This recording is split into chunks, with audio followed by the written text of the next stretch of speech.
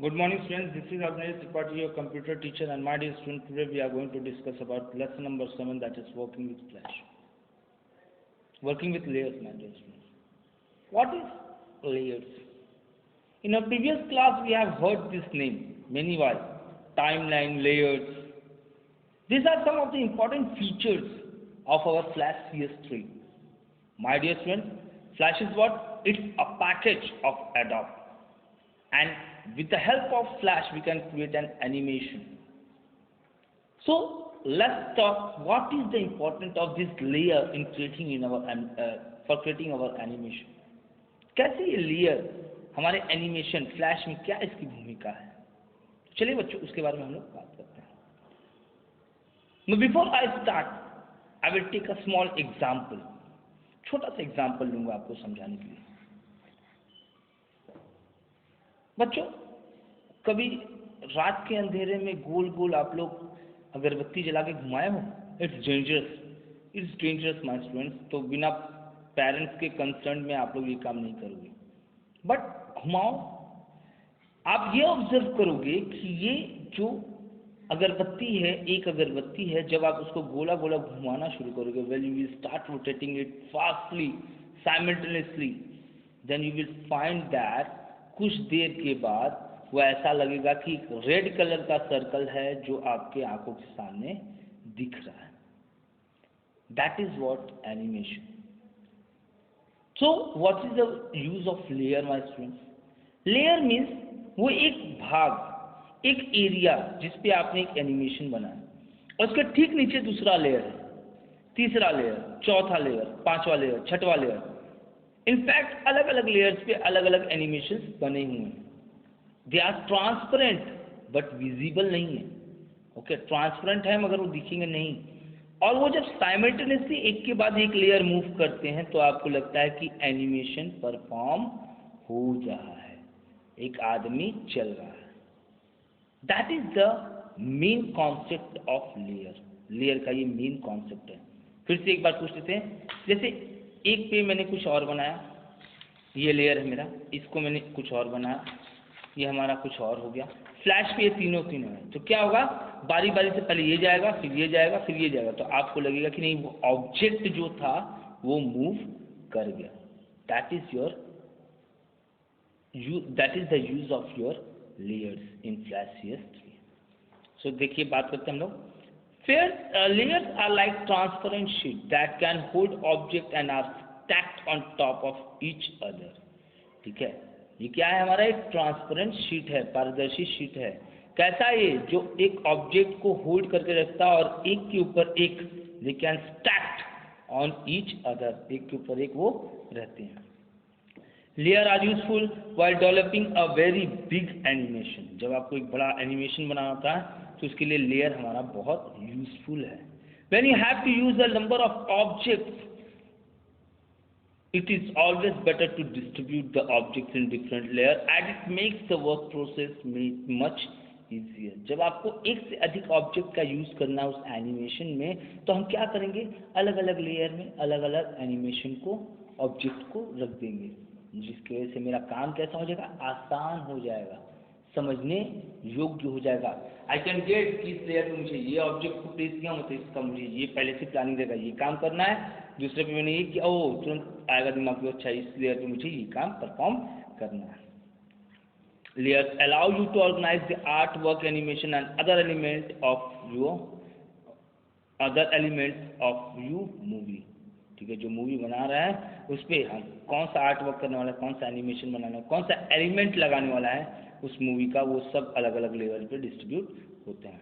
You can draw and edit object on one layer without affecting the object on another layer. अब ये मत समझिए कि transparent है तो एक लेयर पे मैं काम करूँगा तो दूसरा लेयर का ऑब्जेक्ट में डिस्टर्ब हुआ. No, without disturbing any other layer, मैं पहले लेयर पे अपने आर्ट वर्क का काम परफॉर्म कर सकता हूँ, ड्राइंग परफॉर्म कर सकता हूँ, दूसरे लेयर पे कोई डिस्टर्बेंस नहीं होगा.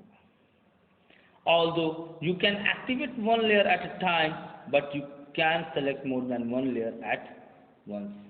काम तो मुझे एक पे करना है, एक्टिवेट रहेगा, मगर हम चाहूँ तो एक से अधिक लेयर को एक ही बार में सेलेक्ट करके रख सकता हूँ.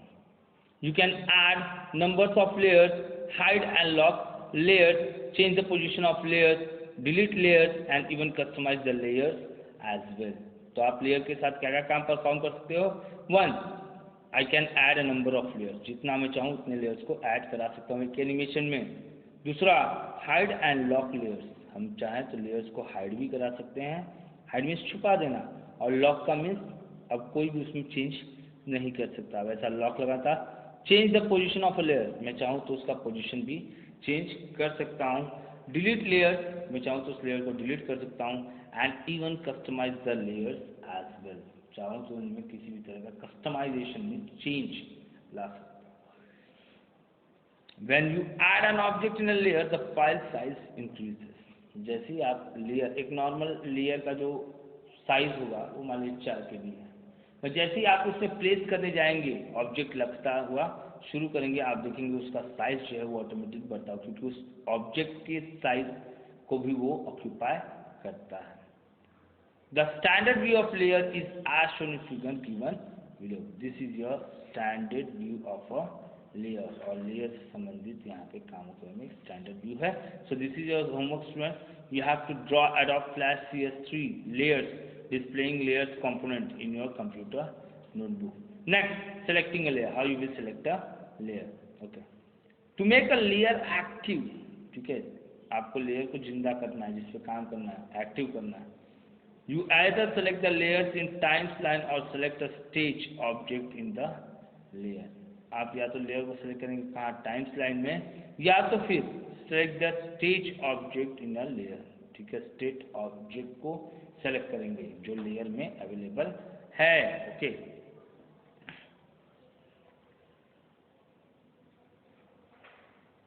The active layer is highlighted in timeline and is indicated with the pencil icon. जिस लेयर पे हम काम कर रहे हैं वो लेयर आपका एक्टिव हो जाएगा। एक्टिव होने का मतलब वो डिस्प्ले करने लगेगा, हाईलाइट हो जाएगा, और उसके आगे पेंसिल जैसा बन के चलाएगा। दिस इज अ पेंसिल, ऐसा बन के उसके सामने चलाएगा। नेक्स्ट, रीनेमिंग अ लेयर, अगर आपको लेयर को रीनेम करना है, उसके नाम को चेंज करना है, तो how you will do that? Double click the layer which you want to rename, जिसको रीनेम करना उस लेयर पे आप डबल क्लिक करेंगे। ओके, जैसे डबल क्लिक करेंगे, कहा जाए double click on the name and enter the new name building, ठीक है। अब उस पर जैसे ही डबल क्लिक करेंगे तो कर्सर ब्लिंक करने लगेगा, वहाँ से आप बैक स्पेस से उसके नाम को चेंज करके दूसरा नाम डाल दीजिए, तो देखेंगे आप यहाँ पे उसने लेयर 1 को चेंज करके बिल्डिंग कर दिया। या तो फिर आप क्या कर सकते हैं, उस लेयर पे राइट क्लिक करिए, उसमें सेलेक्ट करिए व्हाट, प्रॉपर्टीज, ठीक है, प्रॉपर्टीज को सेलेक्ट करिए, उसके मेनू में से, कॉन्टेक्स्ट मेनू में से the layer property dialog box appears. अब वहाँ पे लेयर प्रॉपर्टी डायलॉग बॉक्स आपके सामने आ जाएगा। Enter the new name in the name text box and click on okay. अब नेम टेक्स्ट बॉक्स में आपको जो नया नाम डालना है वो नाम डालिए, ओके बटन प्रेस कर दीजिए। Select the layer in the timeline, ठीक है, कैसे आप लेयर को सेलेक्ट करेंगे, select the layers in the timeline, ये हो गया एक प्रोसेस। ओके, इन टाइमलाइन अब क्या क्लिक करना है, select choose modify timeline layers property, ठीक है। आप लेयर्स प्रॉपर्टी में इस तरह भी जा सकते हो, कैसे, मॉडिफाई पे क्लिक करो, टाइमलाइन में जाओ और उसमें आपको मिल जाएगा layers property from the menu. The layers property dialog box appears, layers property dialog box आपके सामने आ जाएगा। टाइप द नेम, जो नया डालना है ओको डालो, उसका ओके बटन प्रेस कर दो। Here change the outline colour of a layer, layer का अगर आउटलाइन कलर चेंज करना है तो उसके लिए आप यहाँ इस कलर माध्यम से, आउटलाइन कलर माध्यम से उसे चेंज कर सकते हैं। And we can find different options are there over here, so different options stand for different work. Next, drawing the building, कैसे बिल्डिंग आप ड्रॉ कर सकते हो। सेलेक्ट व्यू, ओके, क्या जाना है, पहले व्यू पे क्लिक करना है, उसमें grid and show grid, grid पे जाके शो ग्रिड पे क्लिक कर देना है। Choose the line tool and draw the building, ठीक है। आप क्या करोगे, आप लाइन टूल को सिलेक्ट करोगे, यहाँ से चूज करोगे और बिल्डिंग को बनाना शुरू करोगे। Click on fill colour box and select the colour as shown in figure, ठीक है। Fill colour box, click on the fill colour box and select the colour as shown the figure. Fill colour box पे आप click करिए, okay, here click करिए और choose करिए colour कौन सा उसमें भरना है।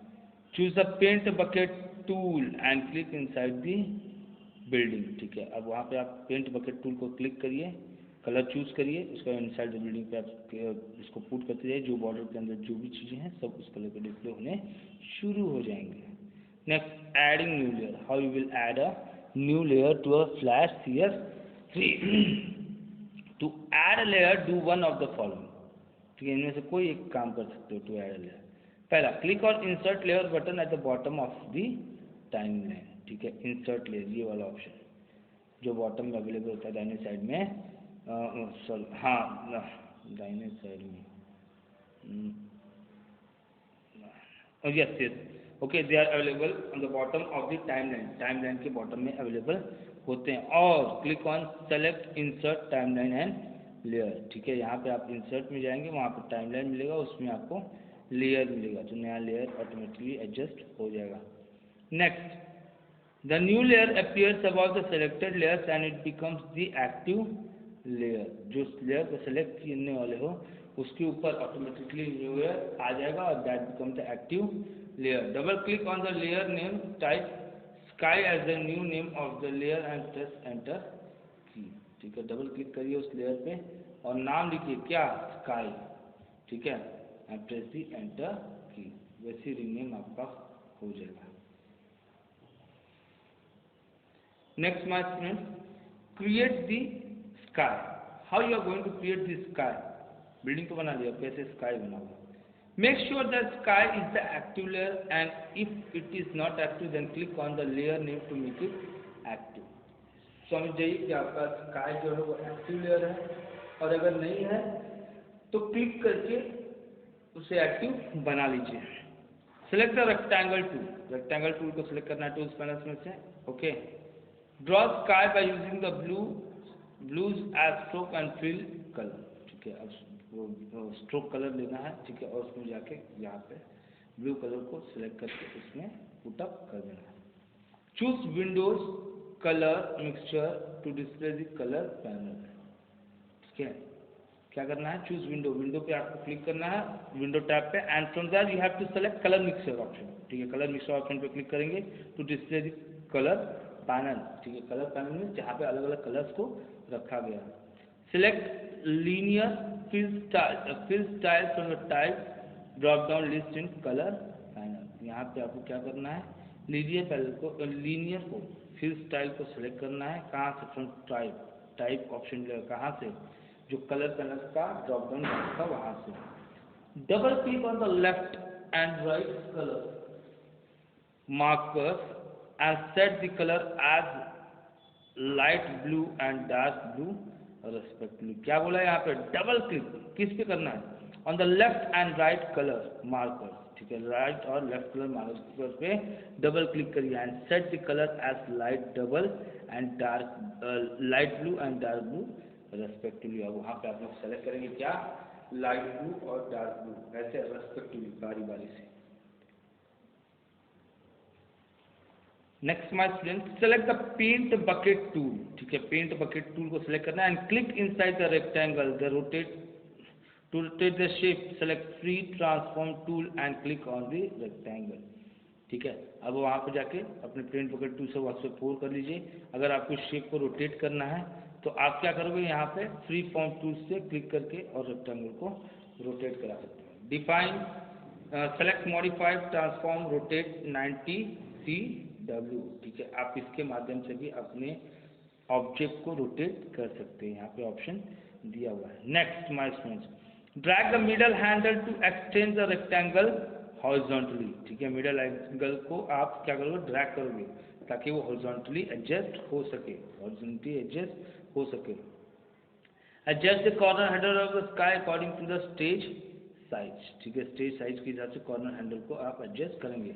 Convert the sky symbol by selecting modify convert to symbol और प्रेस F8। ठीक है, अब उसको कन्वर्ट करने के क्या करना है, F8 को प्रेस करना है या तो फिर मॉडिफाई में जाओ, कन्वर्ट टू सिंबल ऑप्शन को चूज करो। Select graphic behaviour and type the name sky in the convert to symbol dialogue box. ठीक है, ग्राफिक बिहेवियर में आप जाएंगे, वहाँ पे आप क्या डालेंगे, आप नाम डालेंगे sky to convert to symbol dialogue box you can see the symbol in the library panel, और आप देखोगे उसके बाद वो लाइब्रेरी पैनल में वो सिंबल आपका दिखना शुरू हो जाएगा। My dear students, today we have discussed some of the features of layers. Okay, some of the parts of a layer. What is the use of layer? How we can convert it to convert that layer to an object to a symbol. Okay, in our next class we are going to talk about changing the order of a layer. So until that, thank you. Have a nice day, students.